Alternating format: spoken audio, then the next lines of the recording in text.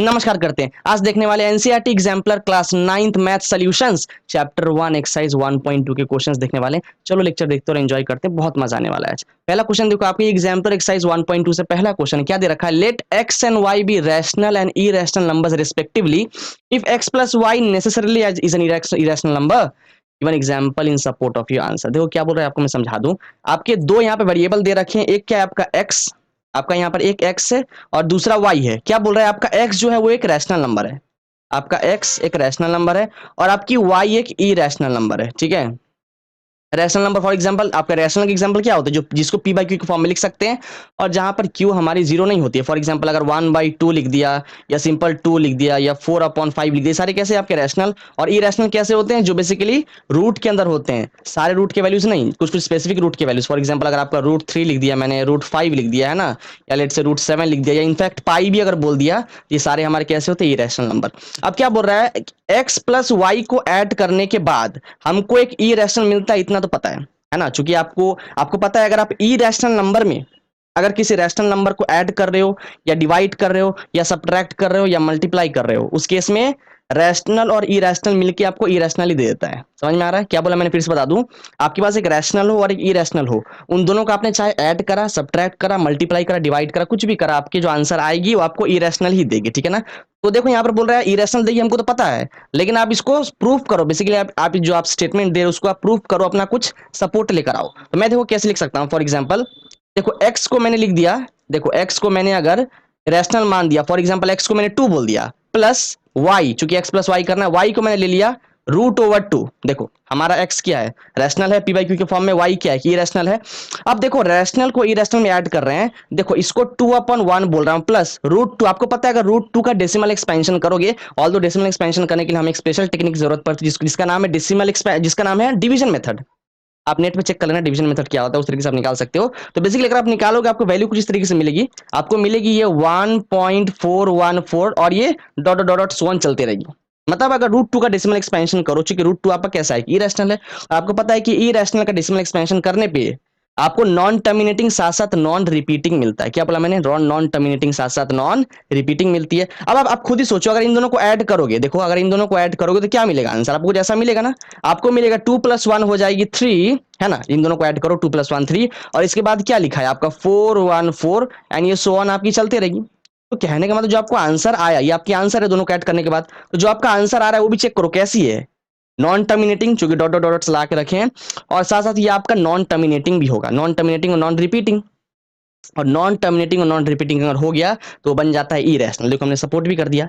हम बस बेसिकली पहले हवा में फेंक रहे थे कि हमारा रैशनल इरेशनल को ऐड करने पे इरेशनल आती है, हमने दिखा के प्रूफ भी कर दिया। कितना आसान था ना। चलो आगे बढ़ते अगला देखते हैं। इसके बाद हमारा एग्जाम्पलर एक्सरसाइज 1.2 का दूसरा क्वेश्चन क्या बोल रहा है, let x be rational and y be irrational. ठीक है, यहाँ पे भी सेम चीज है, आपका x रैशनल है, y इरेशनल है, और जब x और y को मल्टीप्लाई करेंगे तो आपकी आंसर क्या आएगी, इरेशनल। मैंने बता रखा है, मल्टीप्लाई करो, ऐड करो, सब्ट्रैक्ट करो, डिवाइड करो, कुछ भी कर लो, आपकी आंसर इरेशनल आती है। लेकिन इसको आपको प्रूफ भी करना पड़ेगा, आप जस्टिफाई करो अपने आंसर को। ठीक है, कैसे प्रूफ करेंगे देख लो। मैं यहाँ पर x ले लेता हूं, फॉर एग्जांपल इस केस में देखो, अगर मैं x को ले लिया 2, क्योंकि हमारी x रैशनल है, x को ले लिया 2 मल्टीप्लाई y को ले लिया हमारी कोई irrational value, for example y को मैंने ले लिया √3, y को ले लिया √3। आप अब देखो √3 का अगर आप डेसिमल एक्सपेंशन करोगे तो क्या मिलेगा आपको, कुछ इस तरीके से मिलेगी। अगर 2 × √3 का डेसिमल एक्सपेंशन करने पे अगर आप डिवीजन मेथड से करोगे तो आपको मिलेगा कुछ इस तरीके से 1.73, एंड ये आपके सो ऑन चलते रहती है डॉट डॉट डॉट डॉट्स। मतलब √3 आपका एक नॉन टर्मिनेटिंग है, साथ साथ नॉन रिपीटिंग होता है। आप खुद ही सोचो, इन दोनों को जब मल्टीप्लाई करोगे तो आपकी जो आंसर निकल के आएगी वो भी कुछ ऐसी होगी जो कि नॉन टर्मिनेटिंग साथ साथ नॉन रिपीटिंग होगी। खुद ही सोच लो, तो आंसर मिलेगा वो भी नॉन टर्मिनेटिंग और नॉन रिपीटिंग होगा। मतलब कहने का मतलब आपने एक इरेशनल नंबर और एक रैशनल नंबर को जब मल्टीप्लाई करा तभी आपकी आंसर एक नॉन टर्मिनेटिंग नॉन रिपीटिंग आ रही है। लेकिन ये हर बार ये सेम चीज देखने को नहीं मिलता है आपको। कितनी बार ऐसा होता है कि इरेशनल और रैशनल नंबर को मल्टीप्लाई करा तो रैशनल भी मिल जाती है, मिलती है, हाँ बिल्कुल। कैसे मिल जाती है भाई बताओ। देखो अगर मान लो ऐसा होता, मेरी यहाँ पर क्या है, x हमारी रैशनल नंबर है, आपको पता है रैशनल नंबर 0 भी तो होता है ना, 0 भी तो रैशनल है। अरे 0 को हम 0/1 भी तो लिख सकते हैं। रैशनल होने की कंडीशन क्या है कि आपके p/q के फॉर्म में नंबर होना चाहिए और q आपकी 0 ना हो, बस यही कंडीशन है रैशनल की। देखो हमारा p 0 है, p हो सकता है कोई दिक्कत नहीं 0, लेकिन q 0 नहीं होनी चाहिए। मैं बोल सकता हूं कि जीरो भी हमारी कैसे एक रैशनल नंबर है, ठीक है। अब देखो यहां पर, तो मैंने क्या करा, जीरो को फॉर एग्जांपल मैंने क्या करा, इससे मल्टीप्लाई कर दिया। देखो यहां पर अगर जीरो को मल्टीप्लाई कर दिया √3 से, तो आप चेक करो, आपको पता है जीरो से किसी भी नंबर को मल्टीप्लाई करोगे तो आपको जीरो ही मिलेगी। तो आपको देखो, आपको जीरो मिला, और जीरो को 0.1 भी बोल सकते हैं। तो ये कैसा है, देखो पी बाई क्यू के फॉर्म में आ गया, मतलब ये आपकी आंसर कैसी आ गई, ये एक रैशनल नंबर है। तो आपने क्या देख लिया कि हमारी अगर एक रैशनल और इरेशनल को मल्टीप्लाई करे तो इरेशनल भी आ सकती है और रैशनल भी आ सकती है। और रैशनल आने का एक ही कंडीशन है, रैशनल आने का कंडीशन एक ही है, वो क्या, कि जब आपकी पी जब आपका जो है यहाँ पर एक्स वो जीरो हो, तभी आपकी जो है ये एक रैशनल आ सकती है। नहीं तो अगर आप जीरो नहीं लोगे ना एक्स को, इसके अलावा कोई से भी नंबर आप लोगे तो आपकी रैशनल आंसर आएगी ही नहीं। चेक करके देख लेना, ठीक है। आगे बढ़ते अगला देखते हैं। इसके बाद देखो आपको एक्सरसाइज 1.2 का क्वेश्चन नंबर 3 दे रखा है, इसको सॉल्व करते और आंसर को निकालते। क्या बोल रहा है, state whether the following statements are true और फॉल्स। बेसिकली ट्रू और फॉल्स बताने हैं। पहला स्टेटमेंट क्या है, देखो √2/3 इज अ रैशनल नंबर। क्या ये रैशनल है, देखो √2 कैसा है, यहाँ पर √2 है हमारी इरेशनल नंबर, और 3 कैसा है, रैशनल। तो कहने का मतलब आप एक इरेशनल नंबर को रैशनल से डिवाइड कर रहे हो तो आपको पता है आंसर क्या आएगी, आपको इरेशनल ही आएगी। आपको मैंने बोल रखा है ना, एक रैशनल और इरेशनल को डिवाइड करो, मल्टीप्लाई करो, ऐड करो, सब्ट्रैक्ट करो, कुछ भी कर लो, आपकी आंसर इरेशनल ही आती है। तो पहला स्टेटमेंट क्या बोल रहा था, √2/3 इज अ रैशनल नंबर, तो ये गलत है। अरे इरेशनल आ रही है ना, तो स्टेटमेंट तो फॉल्स हो गया। तो यहाँ पे मैं लिख दे रहा हूँ एफ, या लिख दो पूरा फॉल्स लिख देता हूँ। चलो नेक्स्ट पढ़ो जरा, क्या बोल रहा है, there are infinitely many integers between any two integers. तो क्या दो इंटीजर्स के बीच में इनफाइनाइटली मतलब अनगिनत इंटीजर्स आ सकते हैं क्या, चेक करते हैं। जैसे इंटीजर्स क्या होता है, आपको पता है कि positive negative numbers along with zero सारे इंटीजर्स होते हैं। फॉर एग्जांपल अगर मैं यहाँ पे लिख के दिखाऊं, जैसे हमारा 1 2 3 4 एंड ये सो ऑन होगा, इसके साथ आपका जीरो भी ऐड कर दे। या लेट से नेगेटिव नंबर्स की बात करें, -1 -2 है ना, -3, ये सब जो भी देख रहे हो यहाँ, जितने भी नंबर्स देख रहे हो इन्फिनिटी तक, जितने भी नंबर्स आप देख रहे हो, चाहे नेगेटिव में हो या पॉजिटिव में हो या इनफैक्ट जीरो भी हो, वो सारे कैसे हम होते हैं, हमारे इंटीजर्स होते हैं, ठीक है। इंटीजर्स समझ गए। अब क्या बोल रहा है, दो इंटीजर्स के बीच में क्या अनगिनत इंटीजर्स आ सकते हैं क्या, चेक करो जरा। तो जैसे मान लो मैंने अगर बोला एक इंटीजर हमारे पास +2 है और एक है 5, इन दोनों के बीच में कितने नंबर आएंगे, आप मुझे बताओ। 2 के बाद आएगा 3, 3 के बाद आएगा 4, यही दो तो आएंगे ना। आप बोलोगे कि सर इसके बीच में तो और भी आ सकते हैं, आप बोलोगे इसके बीच में 3.5 भी आ जाएगा, 3.7 भी आ जाएगा, इस तरीके से 4.2 4.1 4.5, तो बहुत सारे आ जाएंगे। आप तो बस दो ही बता रहे हो। इंटीजर की बात करें, इंटीजर हमारा ना तो आपका फ्रैक्शन के फॉर्म में आप लिख सकते हो, ना तो उसको डेसिमल के फॉर्म में लिख सकते हो। कहने का मतलब अगर आप बोलोगे कि मेरी इंटीजर इनके बीच में 3.7 भी आ सकती है, 4.2 भी आ सकती है, इस तरीके से 4.1 3.1 4.8, वो सारे देखो डेसिमल नंबर कैसे हैं, डेसिमल में। और डेसिमल नंबर कभी भी आपका इंटीजर नहीं होता है। अगर आप सोचोगे यहाँ पे 2 और 5 है और इनका मैं एवरेज कर लो, आपको मैंने लेक्चर में पहले बता रखा है कि अगर आपके पास दो रैशनल नंबर हो और उनके बीच में आपको और भी रैशनल नंबर निकालने हो, तो इन दोनों का आप एवरेज कर दो तो इनके बीच की रैशनल नंबर आ जाएगी, ठीक है ना। तो लेट से अगर आपका कोई रैशनल नंबर आया, पी बाई क्यू के फॉर्म में आएगा, वो पी बाई क्यू के फॉर्म में आएगी। और जो कि आपका फ्रैक्शन है पी बाई क्यू, और इंटीजर कभी ना तो फ्रैक्शन हो सकते हैं ना वो डेसिमल हो सकते हैं, इसलिए आपका बस 3 और 4 दो ही इनके बीच में आ सकते हैं, 2 और 5 के बीच में। तो कहने का मतलब अनगिनत तो नहीं है ना इंटीजर्स, दो इंटीजर्स के बीच में, दो इंटीजर्स के बीच में अनगिनत इंटीजर्स नहीं आते, कुछ गिने चुने इंटीजर्स ही आते हैं। तो हमारे स्टेटमेंट क्या हो गया, गलत हो गया है ना, स्टेटमेंट हो गया फॉल्स। समझ में आ गया, इसको मैं रब कर दूं, ये सारी चीजें सब कुछ क्लियर रहे। हाँ चलो यहाँ पर देख लो सर, आप क्या तीसरा स्टेटमेंट पढ़ते हैं। A number of rational numbers between 15 and 18 is finite. Finite मतलब सीमित है, मतलब एक पर फिक्स्ड है। ऐसा नहीं कि जैसे इनफाइनाइट मतलब क्या होता है, इनफाइनाइट मतलब अनगिनत जो कभी एंड ना करे, लेकिन फाइनाइट मतलब ऐसा जो एंड कर जाए, जिसकी एक फिक्स्ड वैल्यू। जैसे फॉर एग्जांपल क्या बोल रहा है, number of rational numbers between 15 18 and finite. अगर आपके पास 15 हो और 18 हो और इसके बीच में आप मुझे बताओ कि आपके फाइनाइट रैशनल नंबर्स होंगे क्या, आपके इनफाइनाइट होंगे, अनगिनत। कैसे, देखो आप इन दोनों का करोगे एवरेज तो आपको इन दोनों के बीच का एक रैशनल नंबर मिलेगा। फिर इन दोनों का एवरेज करोगे तो इसके बीच की मिल जाएगी। फिर इन दोनों को करोगे तो इनके बीच की मिल जाएगी। फिर इन दोनों को करोगे इनके बीच की मिल जाएगी। इनको करोगे इन दोनों को इनके बीच की आ जाए। कहने का मतलब एवरेज करते जाओ, दो नंबर्स के बीच में करते जाओ करते जाओ करते जाओ करते जाओ, और रैशनल नंबर्स को उनके बीच के लाते जाओ। तो कहने का मतलब दो रैशनल नंबर्स के बीच में आपके इनफाइनाइट रैशनल नंबर आएंगे, फाइनाइट नहीं। यहाँ पे स्टेटमेंट तो फाइनाइट की बात कर रही थी, तो हमारी स्टेटमेंट क्या हो गया, गलत होगी। यहाँ पे मैं फॉल्स लिख दे रहा हूँ, ठीक है। चलो इसको मैं रब कर दूं, इन सारे को मैं क्या करता हूँ, रब कर देता हूँ। अब पढ़ते हैं हमारा अगला स्टेटमेंट, दैट इज नंबर 4। क्या बोल रहा है, there are numbers which cannot be written in p by q form where q is not equals to 0, p and q both are integers। तो क्या बोल रहा है, क्या ऐसा भी पॉसिबिलिटी है क्या कि हम p by q के फॉर्म में नंबर को नहीं लिख पाए, अगर मेरा q p और q इंटीजर्स हो उसके बाद भी, और q मेरा 0 भी नहीं है। तो कहने का मतलब जैसे आप अगर मुझे बताओ पी बाई क्यू के फॉर्म में किसको लिख सकते हैं, आप खुद ही सोचो। पी बाई क्यू के फॉर्म में हम रैशनल नंबर्स को लिख सकते हैं। जैसे फॉर एग्जांपल अगर मैं 2/3 लिख दूं, है ना, या लेट से 4/7 लिख दूं, या 5/1 लिख दूं, ये सारे कैसे हमारे रैशनल नंबर है। और रैशनल नंबर कैसे होते हैं, जिसको जिनको पी बाई क्यू के फॉर्म में लिख पाए और जिनका क्यू जीरो ना हो। तो देखो ये जो स्टेटमेंट गिवन है, ये जो स्टेटमेंट गिवन है, ये किसके लिए सही हो जाएगा, रैशनल नंबर्स के लिए।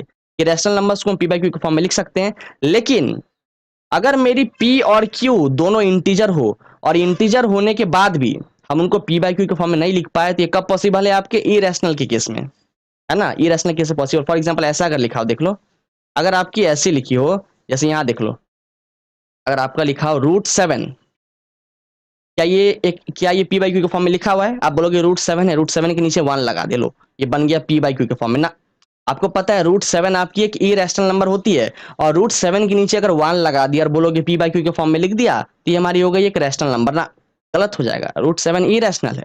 मतलब कहने का मतलब इरेशनल बस, रैशनल या ये इरेशनल बस ये प्रॉपर्टी को फुलफिल ना करे कि वो P बाई क्यू के फॉर्म में लिख सकता है कि नहीं।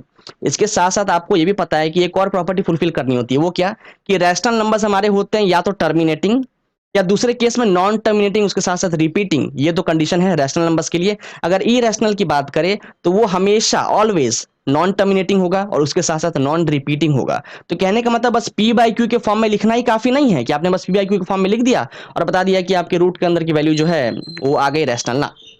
P बाई क्यू के फॉर्म में आपको दिख तो रहा है, लेकिन बस P बाई क्यू बताना ही रैशनल की खूबी नहीं है। साथ साथ इसको आपको ये भी बताना पड़ेगा कि आपका जो P बाई क्यू है, या तो ये टर्मिनेटिंग हो जाए या आपका नॉन टर्मिनेटिंग के साथ साथ रिपीटिंग हो जाए। तो आप अगर √7 का डेसिमल एक्सपेंशन करोगे बाय डिवीजन मेथड, तो आपको एक ऐसा नंबर देखने को मिलेगा जो कि आपकी नॉन टर्मिनेटिंग के साथ साथ नॉन रिपीटिंग होगी। और नॉन टर्मिनेटिंग के साथ साथ नॉन रिपीटिंग नंबर्स जो होते हैं वो सारे रैशनल, वो सारे कैसे होते हैं, इरेशनल। समझ में आ रहा है। तो इसीलिए ये स्टेटमेंट आपकी कैसी हो गई, आपकी ट्रू हो गई ना। देखो, there are numbers which can not be written, तो वो क्या बोल रहा है, ऐसे भी नंबर्स है जिनको हम P बाई क्यू के फॉर्म में नहीं लिख सकते, जहां पर P और Q दोनों इंटीजर्स हो। बिल्कुल, यहाँ पे आपके दोनों इंटीजर्स है, लेकिन फिर भी हम उसको P बाई क्यू फॉर्म में नहीं लिख पा रहे हैं, क्यों, क्योंकि √7 आपका इरेशनल होता है। ठीक है ना। तो आपका स्टेटमेंट क्या हो गया, ये ट्रू हो गया। समझ में आ रहा है क्या बोल रहे हैं। आगे बढ़ते अगला देखते हैं। इसके बाद क्या, जरा देखो, the square of N irrational number is always rational. Rational number, irrational number की स्क्वायर करने पे क्या वो हमेशा आपको रैशनल ही देगा, चेक करते हैं। फॉर एग्जांपल अगर आपका लिखा है √2 का स्क्वायर, √2 का स्क्वायर करोगे तो क्या मिल जाएगा, स्क्वायर रूट हो जाएंगे कैंसल्ड, √2 का स्क्वायर मिल जाएगा आपको 2। अब मैं 2 को 2/1 भी तो लिख सकता हूं ना। दैट मींस 2/1 चेक करो, आपकी P बाई क्यू के फॉर्म में आ गई, जहां पर Q आपका जीरो भी नहीं है, तो आपका ये एक रैशनल नंबर बन गया। कहने का मतलब आपके पास √2 इरेशनल थी, उसका स्क्वायर करा तो आपको रैशनल मिल गया। लेकिन क्या ये हर बार ऐसा ही देखने को मिलता है क्या, नहीं, हर बार आपको ऐसे देखने को नहीं मिलती है। जैसे फॉर एग्जांपल अगर मैं बात करूं पाई की, जैसे पाई आपको पता है कि आपको एक इरेशनल नंबर होता है। अगर मैं पाई की स्क्वायर कर दूं, पाई का स्क्वायर करना मतलब क्या, कि पाई को 2 बार मल्टीप्लाई करना। आप मुझे खुद ही बताओ, अगर एक इरेशनल नंबर को दूसरे इरेशनल नंबर से मल्टीप्लाई करते हैं, तो जो आंसर आती है वो कैसी होती है, वो भी एक इरेशनल ही होती है ना। मैंने आपको कंडीशन बता रखा है, एक इरेशनल को दूसरे से आप मल्टीप्लाई करोगे तो आपकी क्या आती है, आंसर इरेशनल ही आती है। समझ में आ रहा है। तो आपने क्या देखा कि कुछ केसेस ऐसे भी है जिसमें आपके इरेशनल नंबर का स्क्वायर करने पे रैशनल नंबर मिल जाए, लेकिन कुछ कंडीशन ऐसी भी, जैसे यहाँ पे आपने देखा पाई स्क्वायर के केस में, जहां पर इरेशनल का स्क्वायर करने पे आपको रैशनल नहीं बल्कि एक इरेशनल नंबर ही मिलती है। ठीक है ना। तो हमारा जो स्टेटमेंट है वो तो गलत हो गई ना, बिल्कुल स्टेटमेंट हो गया गलत। हम उसको लिख देते हैं फॉल्स। पहले इसको मैं रब कर दूं, सब कुछ क्लियर रहे एकदम। यहाँ पे मैं लिख दे रहा हूँ F फॉर फॉल्स। चलो बगल में लिख देते हैं। अब देखो इसका पढ़ते हैं। √12/√3 is not a rational number as √12 and √3 are not integers। तो क्या बोल रहा है, √12 और √3 हमारे इंटीजर्स नहीं है, इसका मतलब √12/√3 हमारे रैशनल नंबर्स भी नहीं होंगे। देखो ये बात तो सही है कि √12 और √3 हमारे इंटीजर्स नहीं है, बिल्कुल। इंटीजर्स हमारे पॉजिटिव और नेगेटिव वाले होते हैं और जीरो होते हैं। रूट वाले वैल्यूज हमारे इंटीजर्स नहीं होते हैं। ठीक है, रूट वाले वैल्यूज जो दे रखे हैं, जैसे यहाँ पे √12 या √3 है, ये हमारे इंटीजर्स नहीं होते। क्यों, क्योंकि आप खुद ही सोचो, अगर आप इसका डेसिमल एक्सपेंशन करोगे √12 का, तो आपको क्या मिलेगा, डेसिमल एक्सपेंशन करने पे आपको एक नॉन टर्मिनेटिंग साथ साथ नॉन रिपीटिंग नंबर मिलेगी। अरे डेसिमल एक्सपेंशन करने से क्या मिलता है, इरेशनल नंबर का एक नॉन टर्मिनेटिंग साथ साथ नॉन रिपीटिंग। तो मान लो अगर कुछ ऐसा मिला, फॉर एग्जांपल ऐसा मिला आपको, जैसे अगर √12 का करा डेसिमल एक्सपेंशन, तो आपको 3.74 डॉट डॉट डॉट कुछ ऐसा मिला, लेट से। ठीक है, ऐसा अगर आपको कुछ मिल रहा है तो आप खुद ही सोचो, अगर ऐसी नंबर आपकी कुछ आ रही है तो ये कैसे हो गया, डेसिमल में हो गया। तो आपको पता है डेसिमल वाली नंबर कभी भी आपकी इंटीजर नहीं होती है। ठीक है ना, या तो नंबर डेसिमल में हो या फ्रैक्शन में हो, वो सारे आपके इंटीजर्स नहीं होते हैं। समझ में आ रहा है? तो आपका ये रूट वाला नंबर इंटीजर तो नहीं है, ये बात सही है। आप बोलोगे अच्छा ये तो सही है, ट्रू मार देते हैं। अभी पूरा सुनो, पूरी कहानी सुनो, पहले ट्रू मत लिख के आ जाना, पहले इसको सॉल्व कर लो, उसके बाद चेक करो, ठीक है? इसको चलो सॉल्व करते हैं जरा। किसको? √12 और √13 को। देखो क्या लिखा है, √12 अपॉन √3, ऐसा है। एक काम करो, 12 का जरा एलसीएम लो, कितना आता है? 12 का एलसीएम लेते हैं तो 2 6 12, यहाँ पे 2 3 6। तो 12 को मैं ऐसा भी तो लिख सकता हूँ ना, यहाँ ये देखो, ये आपकी पेयर बन गई, तो पेयर में से एक बाहर निकालो 2, क्योंकि आपकी एक पेयर बन गई, तो पेयर का 2 ऐसा लिख दो आप, और जो पेयर नहीं बन पाई उसको रूट के अंदर रहने दो। देखो ये भी तरीका है लिखने का इसको, ठीक है? इसको आप सीख लो। बेसिकली जो जो पेयर बन जाते हैं उनको रूट के अंदर नहीं डालना है, और जो पेयर नहीं बनते उनको रूट के अंदर डाल देना पड़ता है, ठीक है ना? तो 12 को मैं ऐसा भी लिख सकता हूँ, और √3 को तो √3 ही लिखेंगे ना। √3 को क्या करोगे? √3 को तो 3 लिखोगे। अगर 3 का एलसीएम लोगे तो 3 1 3 आएगी ना, समझ में आ रहा है? यहाँ पर देखो √3 और √3 हो जाएंगे कैंसल, यहाँ पर क्या मिला अल्टीमेटली 2, और मैं 2 को 2/1 भी तो बोल सकता हूँ, और 2/1 बोलने का मतलब ये आपकी p/q के फॉर्म में आ गए, जहां पर q आपका 0 भी नहीं है। क्वेश्चन में क्या बोल रहा था? √12/√3 is not a rational number, is not a rational number. लेकिन ये तो रैशनल नंबर आ गई मेरे भाई, वो नॉट की बात कर रहे हैं, और यहां पर तो आ गया। तो आपको शुरू में लग रहा था कि √12 और √3, वो ऐसा बोल रहा है कि √12 और √3 आपकी इंटीजर्स नहीं है, इसका मतलब ये भी आपका रैशनल नहीं होगा। तो आपको लग रहा है अच्छा हाँ, √12 √3 इंटीजर्स नहीं है, तो आपका ट्रू मार्क क्या आ जा रहा है। लेकिन आपने पूरा नहीं देखा, √12 और √3 इंटीजर नहीं है, सही है, लेकिन अगर उन दोनों को डिवाइड करोगे तो क्या आपको रैशनल मिलता है? बिल्कुल, लेकिन यहाँ पे नहीं मिलने की बात कर रही है। तो स्टेटमेंट क्या हो गया हमारा? गलत। तो यहाँ पे लिख देता हूँ फॉल्स। तो पहले इसको रब कर दूं पूरे को, आई होप आप समझ गए होंगे। तो पूरे को रब करके मैं यहाँ पे फॉल्स लिख देता हूँ, एफ। चलो अब अगला पढ़ते, क्वेश्चन नंबर 7 आपके एग्जाम्पलर का ही है ये। √15 upon √3 is written in the form p/q where q is not equals to 0 and so it is a rational number। अब आपको लग रहा होगा अच्छा √15 अपॉन √3 लिखा हुआ है, तो ये तो मेरे को यार p/q के फॉर्म में दिख रहा है, जहां पर q हमारी 0 भी नहीं है, मतलब रैशनल नंबर हो गया, ट्रू मार्क के आ जाओ। फिर गलत कर दोगे। पहले पूरी बात सुनो, 15 है तो पहले चलो एक काम करो, 15 का एलसीएम लो पहले। 15 की एलसीएम क्या होती है? 3 5 15, यहाँ पे 5 1 5। तो देखो यहां पर क्या कोई सा भी पेयर बना? क्या नहीं, क्योंकि आपने 15 का एलसीएम लिया, कुछ भी आपका पेयर नहीं बना, मतलब दोनों नंबर्स दैट इज 3 और 5 दोनों आपके रूट के अंदर होंगे। तो आप इसको ऐसा लिख दो, एक काम करो, देखो इसको मैं रब कर दे रहा हूं, थोड़ा सा आपको क्लियर हो जाएगा। इसको मैं ये पार्ट रब कर दूं, हाँ अब देख लो मैं क्या बोलना चाह रहा हूं। तो √15 को मैं ऐसा भी लिख सकता हूं, किस तरीके से? √15 को मैंने लिख दिया रूट के अंदर 3 × 5, और नीचे में क्या है? √3। इस तरीके से आपको पता है, अगर आपको इस तरीके से गिवन हो, अगर आपकी √a × b हो, इसको मैं ऐसा भी लिख सकता हूं √a × √b। मतलब कहने का मतलब जो आपके नंबर्स रूट के अंदर मल्टीप्लाई में हो रखे हैं, उन दोनों में आप रूट को डिवाइड कर सकते हो, ऐसा रूल है आपके पास। बिल्कुल, अरे मैंने आपको बता रखा है, जब हमने करा था ऑपरेशंस ऑफ रियल नंबर, सब कुछ बताया था, चेक करके आ जाना। तो देखो इस चीज को मैं ऐसा भी तो लिख सकता हूं ना, इस चीज को मैं ऐसा लिख देता हूं, दैट इज √3 × √5 अपॉन नीचे में √3। मैंने क्या करा? रूट को डिवाइड कर दिया सब में। अब देखो ये हो जाएगी कैंसिल, देखो √3 हो गया कैंसिल, तो आपको क्या मिला? देखो √5 मिल गया। और √5 कैसी है? रैशनल की इरेशनल? √5 आपका इरेशनल, क्यों? मैंने आपको बता रखा है, अगर आपके रूट के अंदर कोई एक ऐसा वैल्यू मिल रहा है जो किसी भी दो सेम नंबर को मल्टीप्लाई करने पे नहीं आए, तो आपकी इरेशनल होती है। जैसे फॉर एग्जाम्पल अगर ऐसे लिखा होता, अगर लिखी होती √25, तो आपको पता है कि 5 5 25 होता है, मतलब 2 बार 5 को मल्टीप्लाई करने पे √25 आ गया। उस तरीके से अगर मैं √9 की बात करता, तो क्या होता है? 3 3 9, मतलब 3 को 2 बार मल्टीप्लाई करा तो 9 आ गई आपकी। तो कहने का मतलब ये जो रूट के वैल्यूज देख रहे हो, ये सारे ऐसे रूट के वैल्यूज हैं जो दो सेम नंबर को मल्टीप्लाई करने पे आ जा रहे हैं। तो ये रूट में तो है, रूट में होने के बावजूद चूंकि इनका हम रूट निकाल पा रहे हैं दो सेम नंबर को मल्टीप्लाई करके, तो ये रूट वाले वैल्यूज हमारे बन जाते हैं रैशनल नंबर। क्या बन जाते हैं? रैशनल। और चूंकि ये जो रूट के वैल्यूज दैट इज √5, अब मुझे खुद ही बताओ, क्या √5 किसी भी दो सेम नंबर को मल्टीप्लाई करने पे मिलेगा? नहीं मिलेगा। आप बोलोगे 5 1 5 तो मिलता है, सेम नंबर की बात कर रहे हैं, 5 अलग हो गया 1 अलग हो गया, सेम नंबर मल्टीप्लाई करने पे नहीं मिल रहा है, तो मतलब √5 हमारा हो गया इरेशनल नंबर। लेकिन यहां पर क्या बोल रहा है, चेक करो, √15 अपॉन √3, वो तो यार रैशनल नंबर होने की बात कर रहा है। रैशनल कहां से? √5 हमारी तो सॉल्व करने पे इरेशनल आ गई। समझ में आ रहा है? तो शुरू में दिखा रहा है कुछ और हो रहा है कुछ और, है ना? देख जैसे उसने क्या दिखा रहा था आपको, उसने दिखा रहा था कि आपकी √15/√3 है, और दोनों आपका p/q के फॉर्म में दिख रहा है, q आपकी 0 भी नहीं है, तो ट्रू लगा के आ जाओ। लेकिन ऐसा नहीं है, जब सॉल्व करा इसको तो अल्टीमेटली आंसर आ गई इरेशनल, तो हमारी स्टेटमेंट हो गई गलत। यहां पे लिख दे रहा हूं एफ फॉर फॉल्स, ठीक है?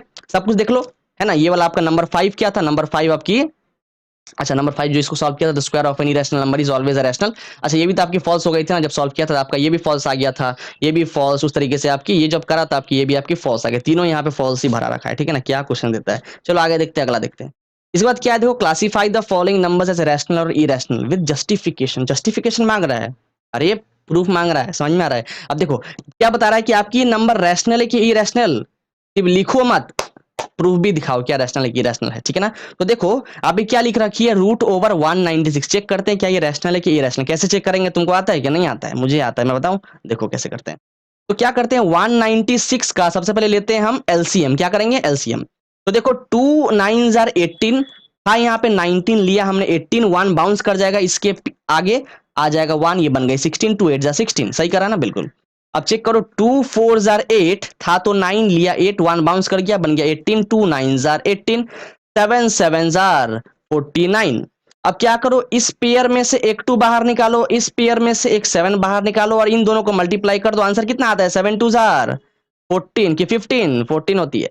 इसका मतलब आपका रूट ओवर 196 जो गिवन था, एक्चुअली 14 आई ना आंसर, मतलब 14 को दो बार मल्टीप्लाई करोगे तो आपकी 196 आ जाएगी, दैट इज 14 इंटू 14 करने पे आपको 196 मिलता है। और आपको मैंने बता रखा है, अगर रूट के अंदर ऐसी वैल्यू आपको मिल रही है जो दो किसी भी सेम नंबर को मल्टीप्लाई करने पे मिल जाए, तो रूट वाली वैल्यू आपकी इरेशनल नहीं बल्कि रैशनल बन जाती है, ठीक है। तो आपका पहला जो है सबसे फर्स्ट वाला रूट ओवर 196, ये कैसी आ गई हमारी, ये आ गई रैशनल नंबर, मैं आर लिख दे रहा हूँ, ठीक है, आर फॉर रैशनल। अब इसका चेक करते हैं, क्या है, रूट 3 रूट ओवर 18। आप देखो यहाँ पर ये आपका 3 कैसा है, 3 को मैं 3/1 भी तो लिख सकता हूं ना, और रूट 18 कैसी है हमारी इरेशनल। अरे क्या आप किसी भी दो सेम नंबर को मल्टीप्लाई करके 18 ला पाओगे क्या, 3 3 जार करोगे तो 9 हो जाएगा, 4 4 जार करोगे 16 हो जाएगी, और 5 5 जार करोगे 25 हो जाएगा, 18 कहाँ मिल रहा है, अरे 4 4 जा 16 आ रहा है, 18 कहाँ आ रहा है। तो कहने का मतलब आपका रूट के अंदर में जो वैल्यू है वो किसी भी दो सेम नंबर को मल्टीप्लाई करने पर नहीं आ रही है, तो वो आपकी एक इरेशनल है। तो आपका 3/1 हो गया रैशनल, और आपका रूट हो गया इरेशनल, दैट इज रूट 18 हो गया इरेशनल। और आपको पता है जब भी एक रैशनल और इरेशनल नंबर को मल्टीप्लाई करते हैं तो क्या आता है, आंसर इरेशनल ही आती है। मैंने आपको कंडीशन क्या बताया था, कंडीशन आपको बताया था कि अगर आपका रैशनल नंबर 0 हो, वही एक केस है जब आपका रैशनल और इरेशनल को मल्टीप्लाई करने पे आंसर आपकी रैशनल आती है। वही एक कंडीशन था क्या, कि अगर आपने एक रैशनल और इरेशनल को मल्टीप्लाई करा और आपकी रैशनल नंबर 0 हो, दैट इज 0/1, तभी दोनों को मल्टीप्लाई करने पे आंसर भी आता है 0, दैट इज 0/1, और वो बन जाती है एक रैशनल।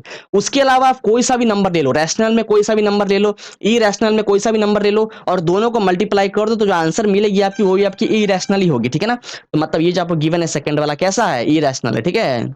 ये आपकी हो गई इरेशनल नंबर, आई आर लिख दे रहा हूं। थर्ड वाला देखो क्या है आपका, रूट ओवर 9/27, यहां दिखा दूं, ये देखो इसको रब कर देते हैं पहले।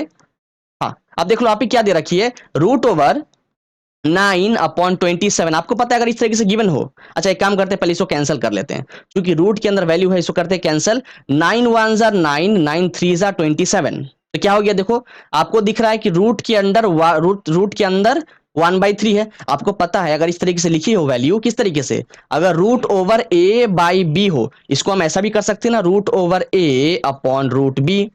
मतलब अगर आपकी नंबर डिवीजन में हो और होल रूट लगा हो, तो रूट को दोनों में डिवाइड कर सकते हो, ऐसा प्रॉपर्टी, ऐसी आपके पास आजादी मिली हुई है, समझ में आ रहे हो। इसको मैं ऐसा लिख सकता हूं, that is root over 1 upon root over 3। अब 1 का रूट क्या होता है, 1 को लाना है 1 1 जर 1 रूट ओवर 1 तो 1 ही होती है, ठीक है, 1 1 जर 1 तो 1 आ गया, अपॉन रूट 3 तो रूट 3 रह जाएगी। तो देखो 1 आपका कैसा है, एक रैशनल नंबर है, अरे मैं 1 को 1 अपॉन 1 भी तो लिख सकता हूं ना, और रूट 3 तो रूट 3 रहेगी। तो देखो ये आपका जो है p बाई क्यू के फॉर्म में दिख रहा है आपको, देखो ये आपकी p बाई क्यू के फॉर्म में दिख रही है, आपका p भी 1 है, q भी 1 है, ये आपका हो गया रैशनल नंबर। और रूट 3 कैसी है, इरेशनल। आपको पता है जब भी एक रैशनल और इरेशनल नंबर को डिवाइड करोगे तो जो आंसर आएगी वो भी कैसी होगी, वो आपकी होगी एक इरेशनल नंबर। तो यहाँ पे मैं लिख दे रहा हूँ आई आर, इसके नीचे लिख देते हैं आई आर, इरेशनल नंबर। अब इसका चेक करते हैं, नंबर 4 का क्या दे रखा है, रूट ओवर 28 अपॉन रूट 343। चलो इसको पहले मैं रब कर दूं। हाँ क्या था क्वेश्चन, बताओ जरा, रूट ओवर 28 अपॉन रूट 343, दोनों का लेते हैं एलसीएम, दोनों का। पहले काम करते नीचे वाले का लेते, बड़ा है क्या, ऐसे ही मन कर रहा है, पहले नीचे वाले का कर लेते हैं, ठीक है। चलो 343 का, अब बोलोगे किस नंबर से एलसीएम करे यार, पहले 2 से चेक करो। देखो आपको अगर चेक करना हो कि ये पूरा नंबर 2 के टेबल में आता है कि नहीं, कैसे चेक करो, आप क्या करो, लास्ट नंबर को देखो, अगर लास्ट डिजिट ऐसी आपको दिख रही हो जो 2 के टेबल में अगर आ जाएगी तो मतलब पूरा नंबर आपका 2 के टेबल में आ जाएगा। देखो लास्ट नंबर क्या है आपका 3, क्या 3 2 के टेबल में आता है? नहीं। इसका मतलब ये पूरी डिजिट ही आपकी 2 के टेबल में नहीं आएगी, तो 2 से तो ट्राई मत करना, क्योंकि आपका आपने चेक कर रखा है। अब एक काम करते हैं, मेरे को चेक करना है कि क्या ये नंबर 3 के टेबल में आता है कि नहीं। तो आपको 3 के टेबल में आता है कि नहीं ये चेक करने के लिए आपको मैं एक शॉर्टकट दे रहा हूं, शॉर्ट ट्रिक। वो क्या, आपके जितने भी नंबर्स दे रखे सबको ऐड करो। यहाँ पे क्या है देखो, 3 + 4 + 3 ऐड करने में कितना आ रहा है, 4 + 3 7 और 7 + 3 10। अरे ऐड करो ना सबको, 10 ही तो मिलता है। और ऐड करने पे आपको एक ऐसा नंबर मिल रहा है जो जो आपकी 3 के टेबल में नहीं आ रही है। क्या 10 3 के टेबल में आता है? नहीं आता है। 3 3 9 होती है, 3 4 12 होती है, 10 कहाँ आता है? तो आपने क्या देखा, आपको जो डिजिट्स गिवन है उनको ऐड करने पे एक ऐसा नंबर मिल रहा है जो कि 3 टेबल में नहीं आ रही है। इसका मतलब ये पूरा नंबर ही आपके 3 टेबल में नहीं आएगा, पूरा नंबर आपके 3 टेबल में नहीं आएगा। तो 2 से भी चेक मत करो, 3 से भी चेक मत करो। अब जब 2 और 3 फेल कर गया तो 4 से मत चेक करना, मतलब 2 से चेक कर लिए काफी है, 2 से अगर नहीं आ रहा तो 4 से मत दिमाग खराब करना। उसके बाद आप क्या करो, इसको 5 से चेक करो। अब आपकी देखो लास्ट डिजिट या तो अगर 0 होती या 5 होती। अच्छे से सुनो जो मैं बोल रहा हूं, मेरी हर एक बात को अच्छे से सुनना है ना, 100 तक टका की बात होती है जो बोलता हूं। अगर लास्ट डिजिट या तो अगर 0 हो या अगर 5 हो, इन्हीं दो कंडीशन में वो पूरा नंबर आपका 5 के टेबल में जाता। अगर मान लो ऐसी लिखी होती है 250 या 255, तो लास्ट में क्या है, 5 है 0 है, तो ये पूरा नंबर जो है आपका 5 से कैंसिल आउट हो जाएगा, मतलब 5 के टेबल में वो आ जाएगी। लेकिन ना तो यहाँ पे 0 दिख रहा है ना 5 दिख रहा है, तो आप यहाँ पे 5 से भी टाइम वेस्ट मत करो। तो जब 2 फेल कर गया, 3 फेल कर गया, 5 फेल कर गया, तो 7 से चेक करो डायरेक्टली। देखो मैं जो बातें बोलता हूँ ना, सुनना उसको अच्छे से, ठीक है। 2 फेल कर गया, 3 फेल कर गया, 5 फेल कर गया, तो 6 पे मत टाइम वेस्ट करो, 7 पे ज्यादा, मतलब 90% चांस है कि आपका 7 पे आ ही जाएगा। हाँ बिल्कुल, चेक करते 7 पे आता है कि नहीं। पहले ये सबको मैं रब कर दूं, पहले ये सबको जो है ना रब कर देते हैं, सब कुछ क्लियर रखते हैं। हाँ ये सबको रब कर दिया। देखो मेरे को लग रहा है 90% चांस है, 90 क्या 99% चांस है कि 7 से भी आ जाएगा। देखो तो क्या करते हैं, देखो 7 4 28 था, 34 लिया, 28 कितना बचा है, 29 30 31 32 33 34, 6 बचा है अभी भी। तो 6 इसके आगे आकर लग जाएगा और ये बन जाएगी 63। और आपको पता है 7 9 63 आ गया ना, गलत ना आ जाएगा। आप देखो इसको कर सकते हैं फिर, 7 7 49 7 1 7। तो देखो 28, अब ये मत बोला कि 3 का पेयर बना दे और यहाँ पे लिख दे 28 का स्क्वायर होता है 7। जब भी आप रूट निकालो तो पेयर तो 2 ही का बनाओ, 3 का मत बना देना। पेयर 2 ही का बनता है, उन 2 पेयर में से एक निकालो बाहर, तो आपका जो पेयर बन गया वो वैल्यू रहता है बाहर, और जो पेयर नहीं बन पाया वो चला जाता है रूट के अंदर। तो कहने का मतलब √28 को हम ऐसा भी लिख सकते हैं 7 √7। मैं फिर से बोल रहा हूं, आप कभी भी 3 का पेयर मत बना देना, 3 का या 4 का। ऐसा अगर आपको दिख रहा हो कि अच्छा आपके 2 जो है 3 बार दिख रहा है, 4 बार दिख रहा है, 5 बार दिख रहा है, सबको एक बार पेयर लेके बना दो ना। पेयर मतलब 2 नंबर, ठीक है। और रूट जब भी निकालो, इसको स्क्वायर रूट बोलते हैं बेसिकली, स्क्वायर रूट जब भी निकालो तो आप 2 2 का पेयर बनाओ, और जो जो पेयर बनते जाते हैं वो नंबर बाहर रहते हैं, और जो पेयर नहीं बन पाते वो नंबर चला जाते रूट के अंदर। जैसे आपका ये देखो, ये 7 इसी के साथ पेयर नहीं बना पा रहा है, उसलिए चला गया ये रूट के अंदर। अब एक काम करते हैं, √343 का लेते हैं एलसीएम, इसको मैं आप कर दो, ये तो काम की नहीं है। अब क्या करेंगे, 343 का एलसीएम लेंगे। चलो ये रहा 343, इसका लेते हैं एलसीएम। देखो 2 से तो जाएगी नहीं, आपको पता है लास्ट में आपका ऐसा कोई नंबर नहीं है जो 2 के टेबल में आता हो, तो 2 से तो जाएगा नहीं। उसके बाद देखो 3, आप अब एक काम करते 3 से चेक करना है। 3 से चेक करने के लिए क्या करेंगे, सबको ऐड, अच्छा इसका तो कर ही चुके हैं, इसका तो अभी कर क्या है, अच्छा 343 था ना, इसका तो इसका तो कर ही दिए अभी जस्ट, फिर से क्यों कर रहा हूँ दोबारा मैं इसका तो अभी कर आ गए, ठीक है ना। तो ये एक्चुअली वैल्यू किसका था, इसका था, दैट इज कितना आया था इसको करने पे, आपकी आई थी 7 √7, ये तो इसकी थी ना। अब करते हैं 28 की, मैं दोबारा उसी का कर रहा था चलो अब की 28 की करते हैं। तो देखो 2 1 2 2 4 8, यहाँ पे 2 7 14 7 1 7। तो देखो आपका 2 का पेयर बन गया, तो जो पेयर बन गया वो चला जाएगा बाहर, और जो पेयर नहीं बन पाया वो चला जाएगा रूट के अंदर। तो देखो ये हो गया 2 √7, मतलब √28 को मैं ऐसा भी लिख सकता हूँ, √343 को मैं ऐसा भी लिख सकता हूँ। देखो √7 √7 कैंसिल, हाँ अरे सेम वैल्यू ऊपर नीचे हो तो कैंसिल हो जाते हैं। आपको कितना मिल रहा है, देखो आपको आंसर मिल रहा है 2/7। इसका मतलब आपको ये p/q के फॉर्म में दिख रहा है, जहां पर p आपका 2 है, q आपका 7 है, q आपकी 0 भी नहीं है, तो ये एक रैशनल नंबर हो गया कि नहीं हो गया, बिल्कुल। तो ये जो नंबर आपको गिवन है कैसा है, ये आपकी एक रैशनल नंबर है, मैं लिख दे रहा हूं r, ठीक है। इसका चेक करते हैं नंबर 5 की, क्या लिखा है, -√0.4। देखो मैं इसको बता दूं अच्छे से, क्या दे रखा है, -√0.4। देखो पहले आप क्या करो, जब भी आपको ऐसा क्वेश्चन मिले कि आपके रूट के अंदर डेसिमल गिवन हो, तो पहले उस डेसिमल को हटाने की कोशिश करो। कैसे हटाओगे, देखो यहां पर इसको मैं ऐसा भी लिख सकता हूं, -√√0.4 देखो 0.4 की जगह मैंने लिख दिया 4, और आपको पता है कि जब डेसिमल को हटाओगे तो डेसिमल के बदले आपका पॉइंट के बदले आ जाएगा 1, और उसके बाद जितने डिजिट्स हो उतने आ जाते हैं जीरो नीचे, और चूंकि यहाँ पे डेसिमल के बाद एक ही डिजिट है इसलिए एक जीरो आएगा।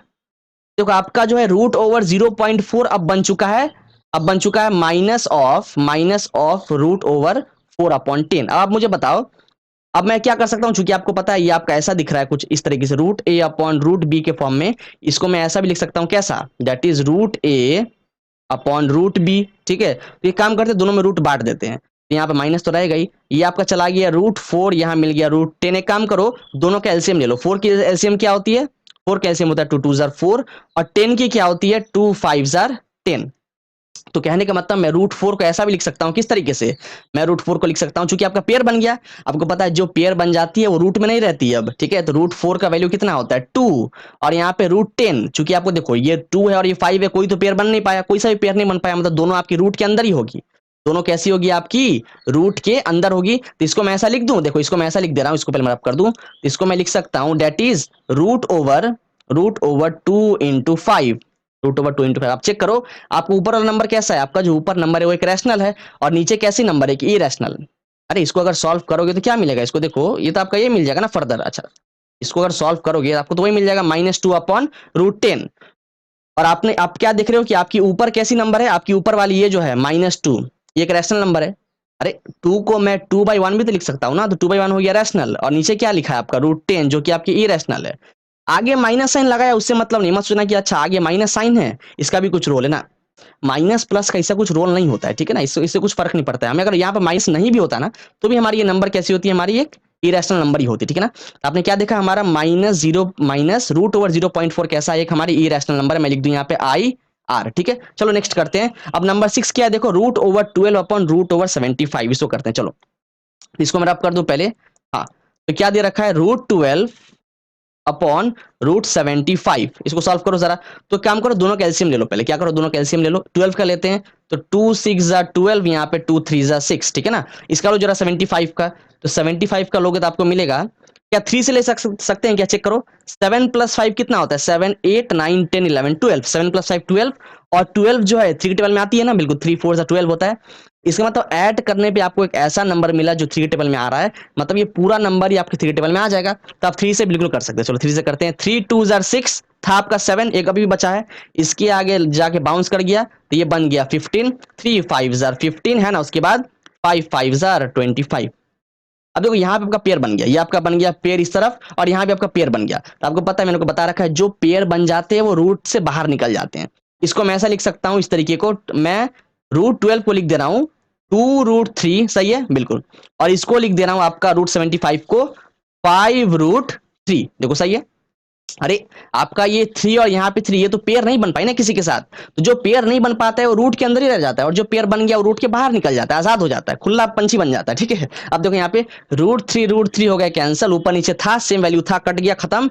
आपका आंसर क्या आया 2/5, और चेक करो 2/5 आपकी P/Q के फॉर्म में तो है, जहां पर आपका P है 2, Q है आपका 5, और आपकी Q0 भी नहीं है, तो इसका मतलब आपका ये जो पूरा नंबर गिवन था ये वाली, ये कैसी है आपकी एक इरेशनल नंबर आ गई, कैसा आ गया पूरा इरेशनल। अरे चेक करो, सॉरी इरेशनल क्यों बोल रहा हूँ मैं, तो रैशनल हो गया ना, 2/5 तो एक रैशनल नंबर है, इरेशनल कैसे हो गया, मैं तो गलती से इरेशनल बता दिया। ठीक है, तो आपने क्या देखा यहाँ पर आपकी ये कैसी आ गई, इसको सॉल्व करने पे एक रैशनल नंबर आ गई, मैं लिख दे रहा हूँ R फॉर रैशनल नंबर। ठीक है, चलो इसका निकालते हैं। अब क्या है आपका 0.5918, इसमें दिमाग नहीं लगाना है उतना, क्या करना है सिंपल देखो।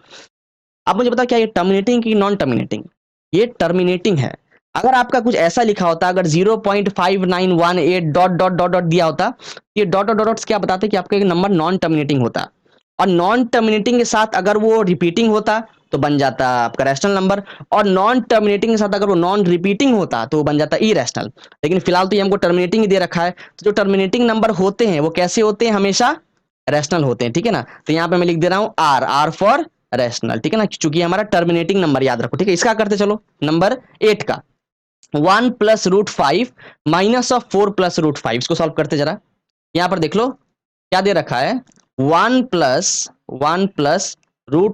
+ उसके बाद माइनस ऑफ, फिर से देख लूं, -4 + √5, -4 + √5, इसको सॉल्व करो जरा। तो आप देखो यहाँ पर क्या हो जाएगा देखो ये माइनस साइन जो है ना याद रखो दोनों के लिए, देखो ये माइनस साइन जो है ना ब्रैकेट में जितने नंबर है सब के लिए, ये माइनस साइन इसके लिए भी है और ये माइनस साइन इसके लिए भी है। तो देखो यहाँ पर क्या हो जाएगा, ये तो आपका ऐसा ही रहेगा, ये आपका रहेगा 1 + √5। इन दोनों को ऐड कर सकते हो क्या, नहीं कर सकते हो। ये देखो ये आपका एक नॉन रूट वाला टर्म है और एक रूट वाला टर्म है, आपको मैंने पहले बता रखा है। एक रूट और नॉन रूट वाले टर्म को ना तो आप ऐड कर सकते हो, ना सब्ट्रैक्ट कर सकते हो, ना डिवाइड कर सकते हो। हाँ मल्टीप्लाई कर सकते हो, मल्टीप्लाई में क्या होता है वो पास पास आ जाते हैं बस, ठीक है ना। देखो ये आपका आ गया 1 + √5। ये जब माइनस दिया इसको, देखो इसके पास पहले से क्या था, इसके पास पहले से प्लस था, कुछ नहीं मतलब प्लस, तो प्लस इंटू माइनस हो गया माइनस और ये बन गया 4। इसके पास पहले से प्लस है, मिल गया इसको माइनस, तो प्लस माइनस माइनस और ये बन गया √5। देखो इस तरीके से, ठीक है ना। अब मेरा ब्रैकेट हट गया, ब्रैकेट पूरा हट गया। ब्रैकेट लगाने का मतलब क्या था, ब्रैकेट के अंदर जितने नंबर्स थे उसके बाहर जो साइन था वो ब्रैकेट के सारे नंबर्स को दिया जाता है, याद रखना इस बात को, ठीक है ना। इसको सॉल्व करो जरा, देखो ये आपका नॉन रूट वाला टर्म और ये नॉन रूट वाला टर्म दोनों सॉल्व हो जाएंगे ना, दोनों नॉन रूट वाले टर्म है। तो 1 - 4 कितना होता है, 3 -3। मैंने आपको बता रखा है जब भी दो नंबर को सॉल्व करो तो 4 - 1 करने पे 3 तो आती है, लेकिन चूंकि जिस भी दो नंबर के साथ आप डील कर रहे हो उन दोनों में से जो भी बड़ा होता है आंसर में उसी की साइन आती है। चूंकि आपके यहाँ पे 4 बड़ा है, उसका साइन था नेगेटिव, तो आंसर में भी आ गया नेगेटिव। अब देखो यहाँ पे आपका ये +√5 है, यहाँ पे -√5 है, आपके वैल्यू सेम है, साइन ऑपोजिट है, तो हो जाएंगे कैंसल आउट। तो सिंपली आपका आंसर क्या आ गया, -3। -3 को मैं ऐसा भी लिख सकता हूँ -3/1। तो चेक करो ये आपका p/q के फॉर्म में है। यहाँ पर p आपका कितना है -3, यहाँ पर p आपकी -3 और q कितना है 1, मतलब q आपका 0 भी नहीं है। तो मतलब ये जो नंबर पूरा गिवन था आपको, ये कैसी एक रैशनल नंबर हो गई, ठीक है ना। यहाँ मैं लिख दूं रैशनल के लिए r, यहाँ बगल में लिख देता हूँ r फॉर रैशनल, ठीक है। इसका चेक करो जरा। अब चूंकि आप देखो लास्ट में डॉट डॉट्स लगा रखे हैं, लास्ट में चूंकि आपके डॉट डॉट डॉट्स है, तो क्या बता रहा है आपका ये नंबर कैसा है, नॉन टर्मिनेटिंग।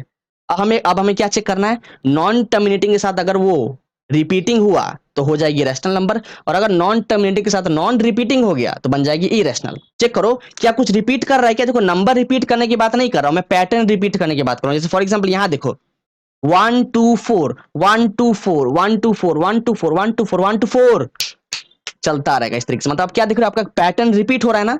आपका जो है डेसिमल के बाद 3 डिजिट्स बार बार रिपीट करेंगे, बार बार रिपीट करेंगे। देखते हैं नॉन टर्मिनेटिंग के साथ साथ रिपीटिंग है, और नॉन टर्मिनेटिंग के साथ रिपीटिंग क्या बन जाता है, एक रैशनल नंबर। यहां पर मैं लिख दे रहा हूं आर, ठीक है। अब इसका चेक करो, ये लास्ट है हमारा क्वेश्चन आज का नंबर 10। देखो यहाँ पर आपका चूंकि यहाँ पे लास्ट में डॉट डॉट्स लगा रखे हैं, तो इतना तो कंफर्म है कि आपकी ये हो गई नॉन टर्मिनेटिंग। अब चेक करते रिपीटिंग है कि नहीं है। देखो यहाँ पर क्या लिखा रखा है 0 1, उसके बाद 001, उसके बाद 00001, इसके बाद होंगे 401, फिर होगा 501। क्या ये रिपीट कर रहा है, नहीं। अरे नंबर ऑफ जीरोस बढ़ रहा है, नंबर कहाँ रिपीट कर रहा है। क्या आपका 01 और 001 सेम है क्या, क्या 001 और 001 सेम है क्या, नहीं है। समझ में आ रहा है, आपके यहाँ पे नंबर ऑफ जीरोस तो बढ़ रहे हैं लेकिन आपका सेम पैटर्न कहाँ रिपीट कर रहा है, आपका पैटर्न रिपीट नहीं कर रहा है। तो ये हो गया नॉन टर्मिनेटिंग, उसके साथ साथ नॉन रिपीटिंग, और नॉन टर्मिनेटिंग के साथ नॉन रिपीटिंग वो नंबर हमारा बन जाता है इरेशनल नंबर। लिख दूं IR, देखा इस तरीके से हमने सारे के क्या कर लिए, हमने क्लासिफाई कर लिए कौन सा रैशनल कौन सा इरेशनल, कौन सा रैशनल कौन सा इरेशनल। बहुत मजा आया करके, बहुत बहुत बहुत मजा आया, ठीक है। एक काम करते हैं, लेक्चर को यहीं पेंड करते हैं। हमने 1.2 के एग्जाम्पलर के जो क्वेश्चंस दे रखे सारे को कवर कर लिए। बहुत मजा आया, हमारे साथ बने रहने के लिए, अपना कीमती समय हमें देने के लिए आप सभी का हृदय की गहराई से प्रेम पूर्वक बहुत बहुत धन्यवाद।